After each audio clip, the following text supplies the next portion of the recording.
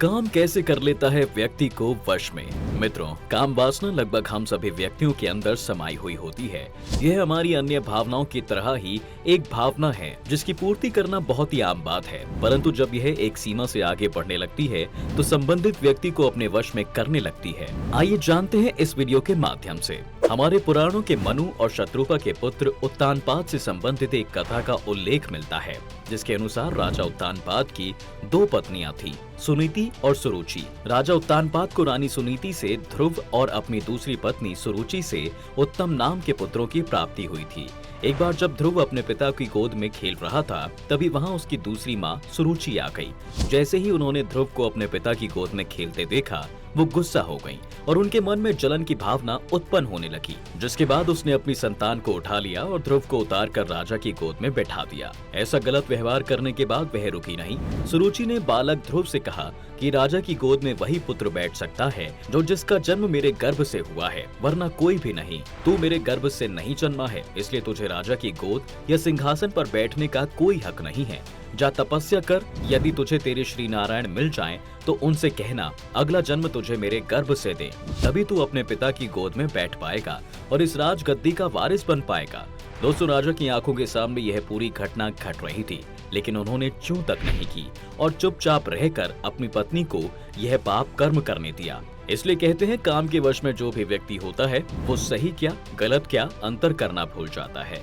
इस बारे में यह भी कहा जाता है कि यदि आपके मन में काम की भावना आती है और आपने किसी से भी जुड़ाव रखा है, फिर चाहे वो कोई व्यक्ति ही क्यों ना हो या फिर कोई क्रिया हो, तो यह चंचल मन आपको उसी रास्ते पर ले जाकर खड़ा कर देगा। इसलिए कहते हैं दोस्तों कि काम की भावना को अपने अधीन नहीं करना चाहिए, वरना आप चाहकर भी अपने जीवन में सफल नहीं बन पाएंगे। एक पुरुष के मन में बहुत ही कम बार ऐसा ख्याल आता है कि एक बार अपनी काम की अभिलाषा को पूरा करके मन शांत कर लिया जाए, फिर कोई अन्य काम किया जाएगा। लेकिन आपको बता दें, यह व्यक्ति की केवल गलत फहमी होती है। अगर एक बार आप काम के मोह में आ गए तो आप चाहकर भी उससे अपना पीछा नहीं छुड़ा पाते। वहीं मित्रों, काम को व्यक्ति का बहुत बड़ा शत्रु कहा जाता है। यह लगातार आपको दिमागी तौर से गिरा देता है और आपके जीवन की तरक्की को आपसे दूर कर देता है। काम वासना को लेकर यह भी कहा जाता है कि चाहे जितना आप इसे भोग लें, यह भावना कभी शांत नहीं होती है। बता दें, वर्तमान समय में लोग गंदा देखते गंदा खाते हैं, जिसके चलते उनके विचार भी गंदे होते जा रहे हैं, क्योंकि काम वासना ऐसी लत होती है दोस्तों, जो आपके कुल को खा सकती है। देव, दैत्य या मानव जाति जो भी इसकी माया जाल में फंसता है, वह बर्बाद हो जाता है, क्योंकि यह एक ऐसी चीज है जिसके आगे व्यक्ति का दिमाग काम नहीं करता, जिसके चलते वह केवल बुरा या गलत काम ही करता रहता है। इसके जाल में फंसे मनुष्य के मन में लालच, क्रोध और मोह जैसी बातें चलती रहती हैं। जिसके मन में काम की भावना चलती रहती है, ऐसे व्यक्ति को बुद्धिहीन माना जाता है। ऐसा मनुष्य दिन रात सब कुछ भूल जाता है और उसका मन सिर्फ एक ही तरफ लगा रहता है।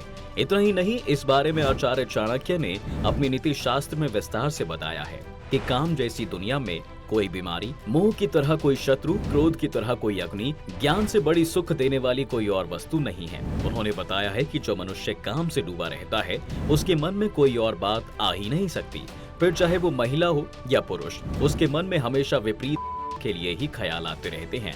उनका कहना है कि काम वासना अगर आपके शरीर तक रहती है तो सही है, लेकिन जब यह आपके दिमाग पर चढ़ने लगती है तो समझ जाइए कि आपका विनाश का समय करीब है।